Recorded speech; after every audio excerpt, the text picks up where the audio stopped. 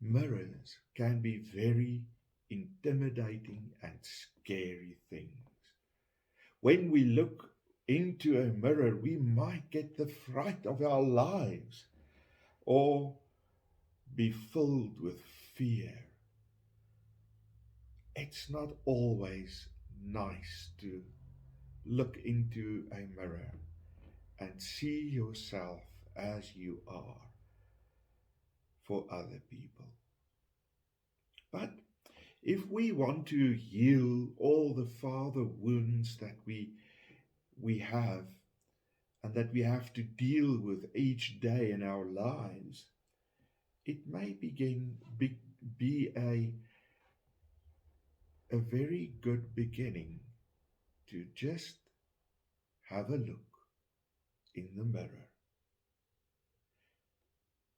Good day all. I'm Leon Forsman, mediator and counselor in private practice. This is our third video in our series, What About? And today we're going to talk about how can we find healing for those father wounds that we carry along with us. Looking in the mirror and assessing honestly what we see there is probably the first step to finding healing. There is, however, a prerequisite that we need to adhere to. You need, when you look into the mirror, you need to be brutally honest with yourself, no matter how painful it may be. A brilliant psychiatrist, Carl Jung, once said this profound thing. He said, I quote, "There is no coming to consciousness without pain." Close the quote. Did you hear that? There is no coming to consciousness without pain. Pain, the pain of looking into the mirror, brings forth that which is buried deep in our souls and psyche. And the pain that it releases, that we experience when we look into the mirror and see those wounds again, it is important, that pain, because that pain will help us identify the wounds, how they were, how they came about, and how they influence our lives today, so that we can know how to appropriately deal with those wounds. Today, we are going to look at how to deal with those father wounds, but on two levels. The one level is the wounds that you have in your life caused by your father growing up.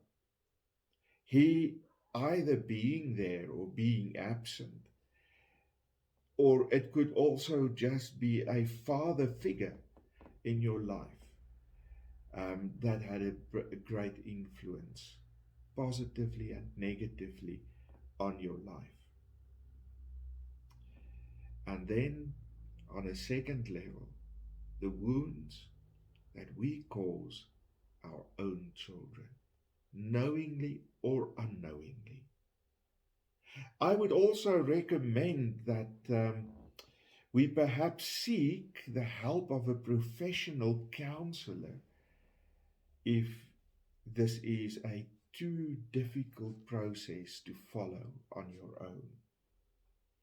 It's important to have a notebook next to you when you start this process, and a nice pen or pencil to write down the experiences and the things that come to the fore because of looking into the mirror. The first step: identify the symptoms of your wounds. The symptoms that those wounds are causing in your life. How available was your dad when you were growing up? Was he someone that you could easily have a deep and meaningful discussion with? Or was he there but also not there? Not available in any case. Was your dad an alcoholic that made everything in the house unbearable? Or maybe he not only neglected you, but also abused you and your mother in the process. Identify the emotions that well up in you when you're looking into the mirror.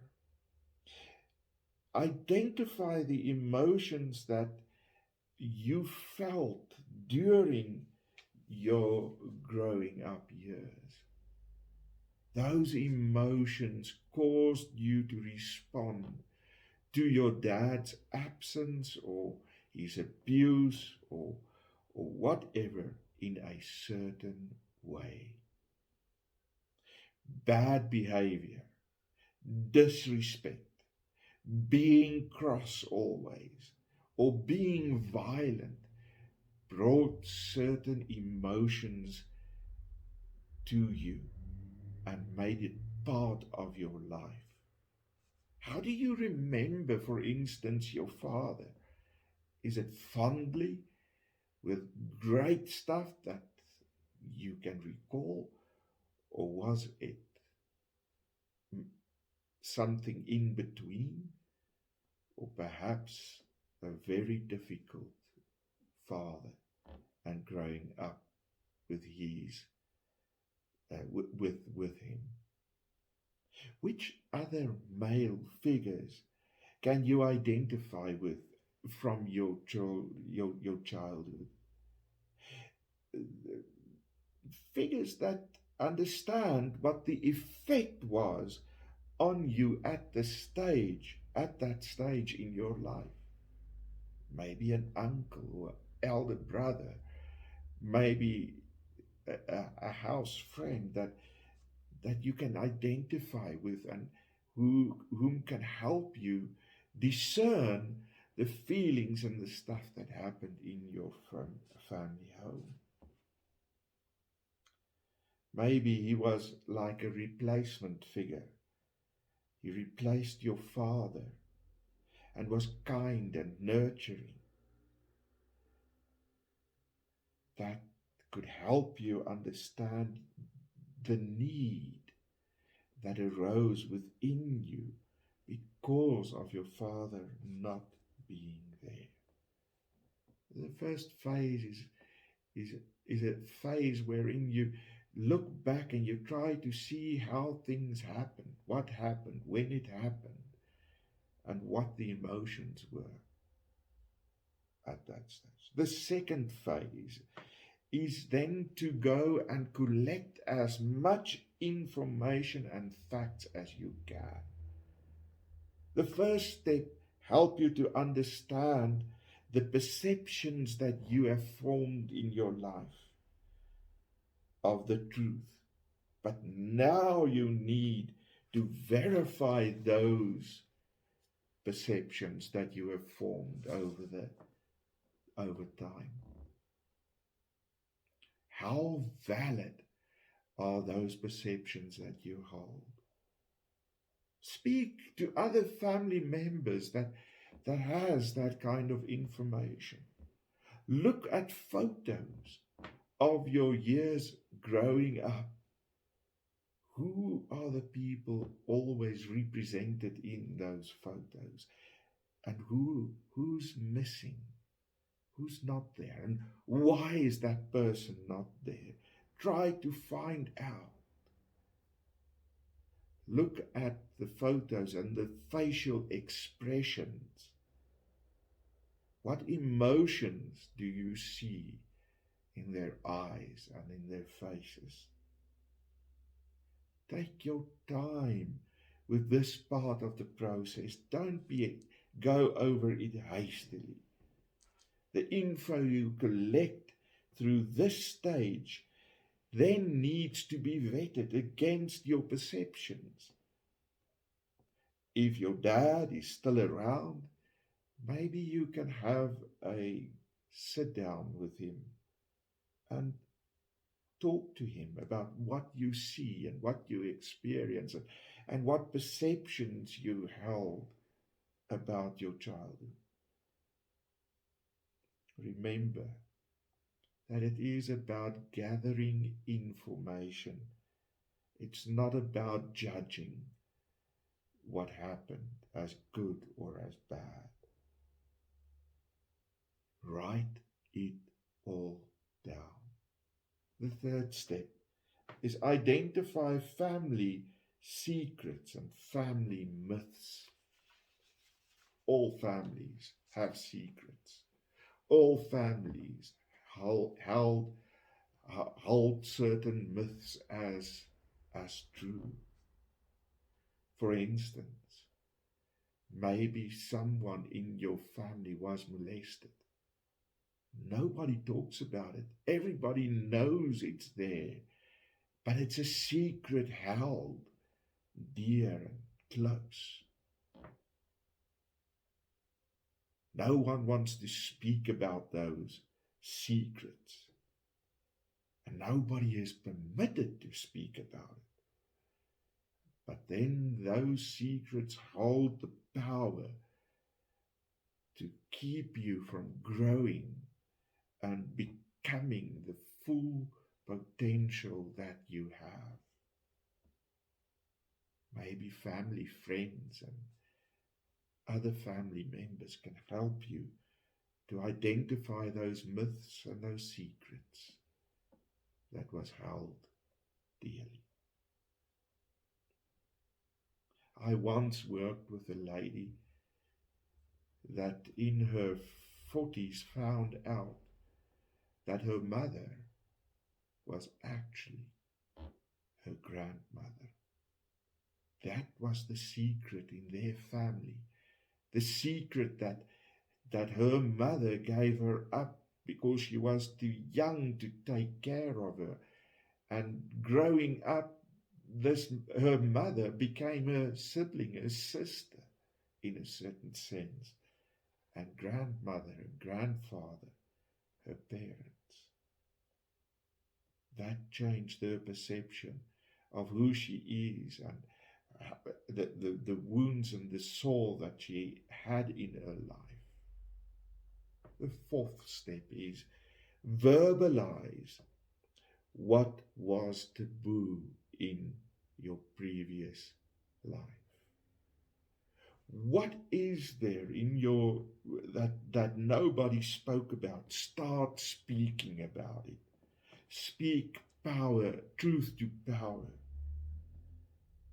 The role of trustworthy family friends that share your emotions, with whom you can speak and be honest and open, is at this point very important.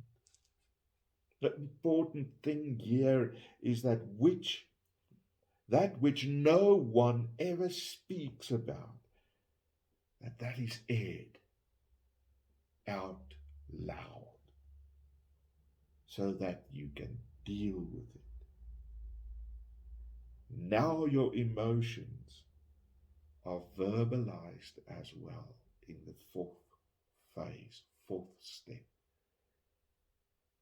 That what was held dearly is now brought that what was scary and held under wraps is now brought to the fore, and it's said out aloud so that it can be dealt with in a constructive and meaningful way. The fifth step is rewrite your past. By going through this whole process, vetting your perceptions to reality and facts has perhaps helped you to understand a bit more of yourself and how it came about that you had these father wounds. And it has changed you. Now you can rewrite your story from this new perspective and find peace and solace so that you can go on with your life and stop being stuck in the past. Up until this point, you focused in the healing process on what happened in the past. Now you focus on what not happened. What did not happen? Can that be the outcome of your life that you've always wished for? The sixth step is dealing and processing with the loss. You see, going through this whole process, you will have to let go of certain held perceptions, emotions. You will need to forgive. But that's a process of loss, because up until this point in time in your life, those emotions were held as true, and the perceptions you had, you thought was fact, and now you find out that that's not the case. It was different than you thought. It was worse than you thought, or it was better than what you thought and had. You go then through the process of loss. First of all, you will have to deal with an emotion that says, this cannot be true. How is this possible? It feels unreal. Then you need to move to acceptance. By dealing with the loss, you will go through different phases. Phases of depression sometimes, and then anger again, and then bargaining with yourself about the new future that you see in your future. There are two big emotions that need to be dealt with in this final stage. It's anger and heartache. Anger is that feeling of feeling helpless. I have no resolution to the problem I'm dealing with. You need to let it go and fill that void with thankfulness for the good that you found by dealing with your story. And heartache.